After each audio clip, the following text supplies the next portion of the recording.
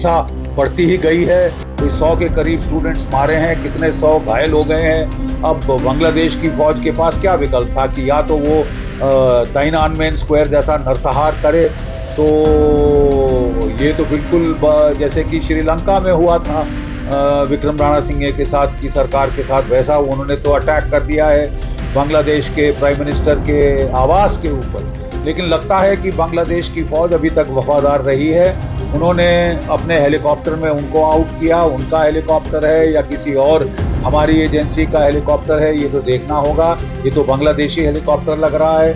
कह रहे हैं C-130 विमान उनको लेके आ रहा है दिल्ली। ये भी अटकल लगाई जा रही है कि वो लंदन असाइलम चली जाएंगी। देखिए, ये तो बहुत गंभीर स्थिति भारतवर्ष के लिए बनी है।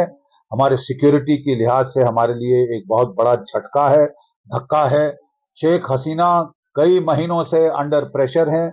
जो बीएनपी है, जो इस्लामिस्ट पार्टीज हैं, वो उनके बरखिलाफ रही हैं।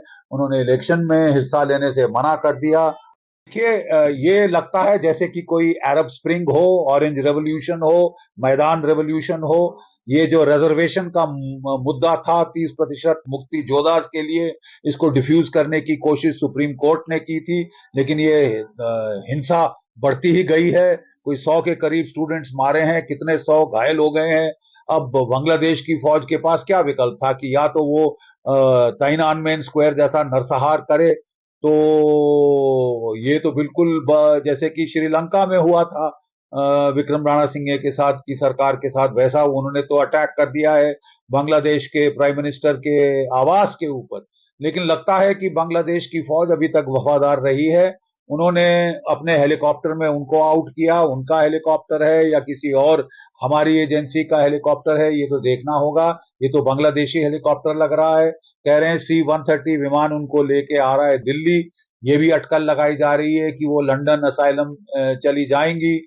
और जो बांग्लादेश का चीफ है, उसने आके ऐलान किया है कि शायद वो मार्शल लॉ इम्पोज करेंगे कि क्या, लेकिन वो कह रहे हैं कि 48 घंटे में एक नई सरकार का गठन होगा और वो प्रेसिडेंट साहब के साथ हैं। शेख हसीना वार्न कर रही थी कि शेख हसीना वार्न कर रही थी कि उनको विदेशी ताकतों का खतरा है। Thank you.